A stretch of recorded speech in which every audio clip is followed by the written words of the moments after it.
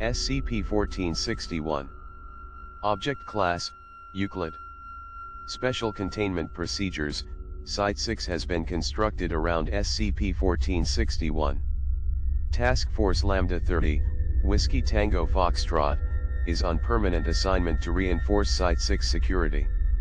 Any unusual activity from SCP-1461 is to be reported to on-site Level 4 supervisors, who will implement A4-7 daybreak procedures at their discretion.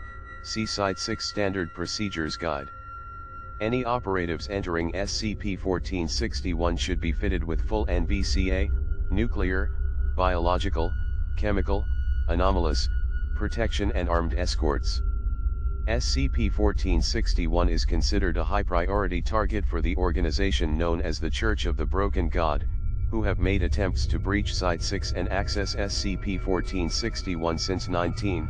TTT. Description: SCP-1461 is an English manor, circa 1890, with attached sublevels. It came to the Foundation's attention on November 1941, when the dwelling and its sublevel facilities vanished, then rematerialized after an 11-day period of absence.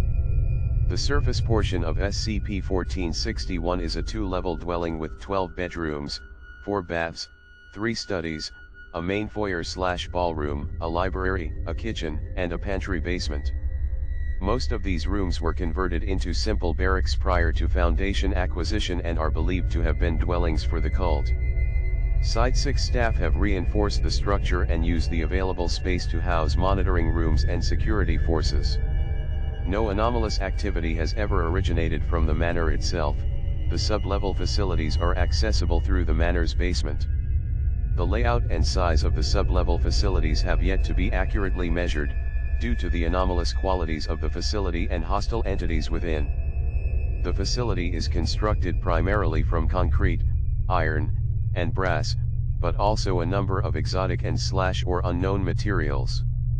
The layout of the facility follows illogical routes and architecture, for example, doorways open into solid walls or open chasms, stairwells ascend into empty space, etc. Extensive damage is apparent throughout the facility. Certain sections have caved in and are filled with an unidentified gray sandstone that exists nowhere on the Foundation's expanded periodic table of elements. The facilities also contain a wide array of anomalous artifacts, both active and neutralized. See Inventory Document I-1461 Current.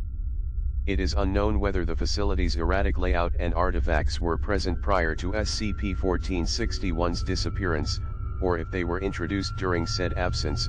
The sub-level facilities are extremely hazardous, with an extensive array of moving mechanical apparatuses, gearworks, pistons, steam pipes and coolant tubes that lack appropriate safety measures.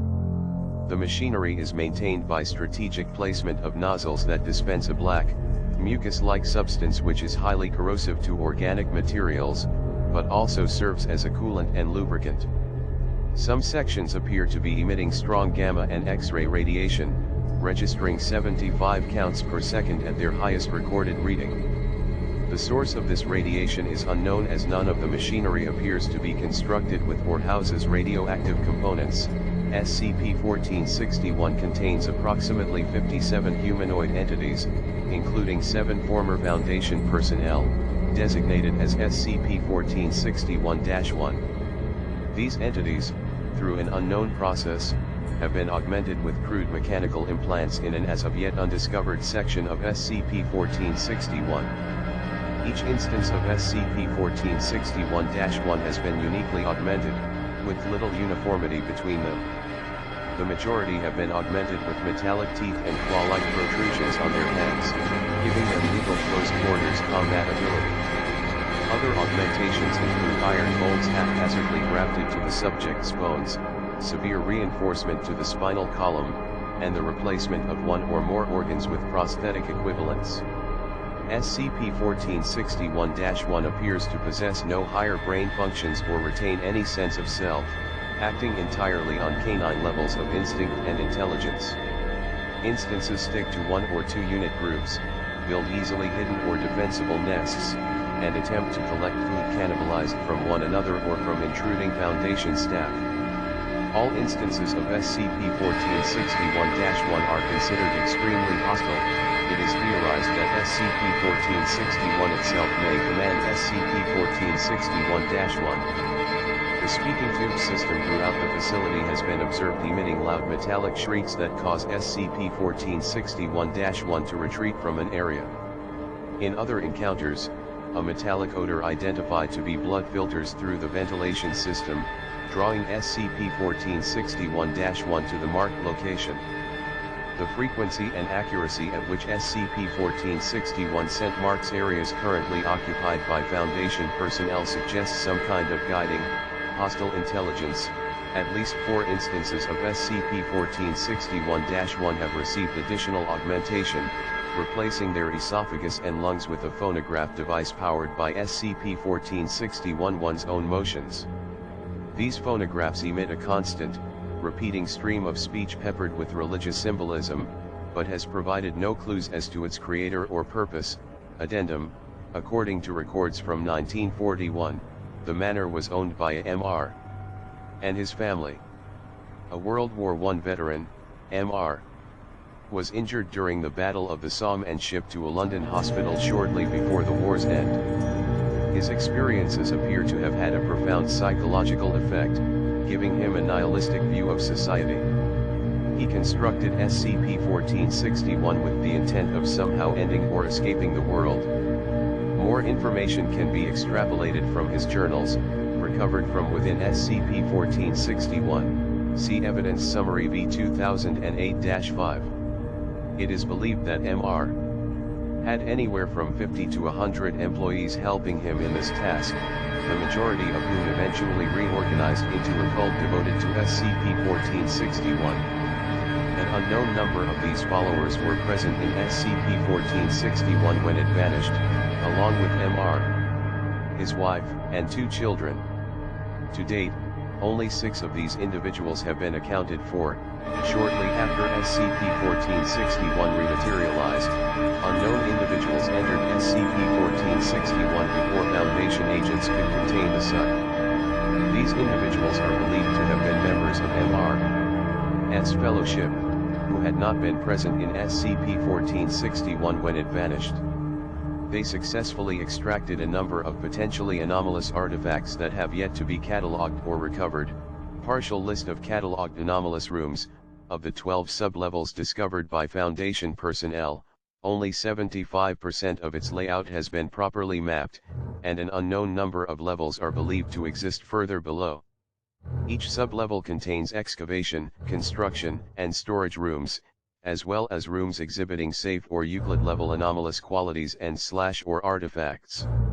For a full list of anomalous SCP-1461 rooms, refer to Document I-1461 Current, Gel Production, Sublevel 3. An automated factory that melts down the unidentified gray sandstone into glass, forms them into canisters, and fills them with a green viscous gel made up of a variety of exotic chemicals.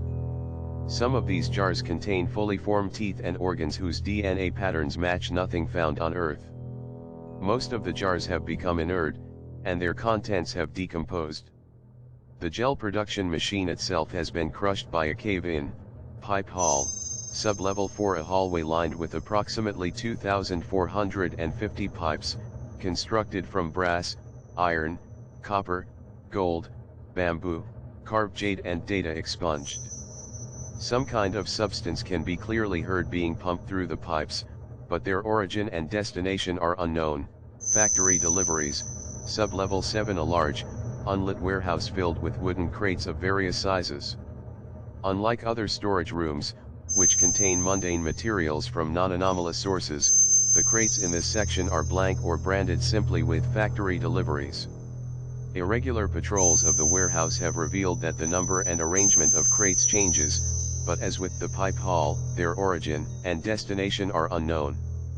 On at least one occasion, muffled vocalizations could be heard coming from somewhere within the warehouse, but their source was never discovered. Orb room, sublevel 10. Data expunged. Speaking tube room, sublevel 11. The multitude of brass speaking tubes connecting SCP-1461 appear to converge in this room on a large central pulpit.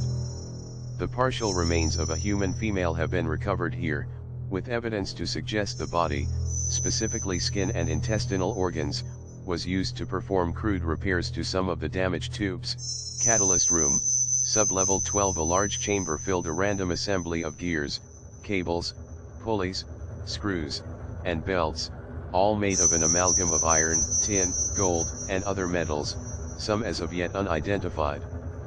The assembly has suffered extensive damage, with evidence that a large section, approximately 12 cubic meters, has been violently removed. The location of this section is unknown. An elevated platform is suspended directly over the assembly. The platform features a metallic bed with the desiccated remains of a human male. The corpse's chest has been pierced by large syringes connected to a pumping machine, its design suggesting that it pumped fluid extracted from the syringes into the missing portion of the machinery below. At regular 45-minute intervals, the assembly attempts to self-start, but its existing damage prevents initialization. Friction heat buildup eventually results in an emergency shutdown that lasts until the machinery has cooled enough to make another attempt. Item V2008-5 was recovered from the hospital bed. Partial transcript of SCP-1461-1 phonograph recording. I am what you have made me, I am choice and I am tyranny, forgive me, I am then and I am now, what gods they will be, then, I am evil and I am flesh, I am the trap. I am the trapped, I am beauty and I am chaos, children are selfish, I am the worm, I have broken God.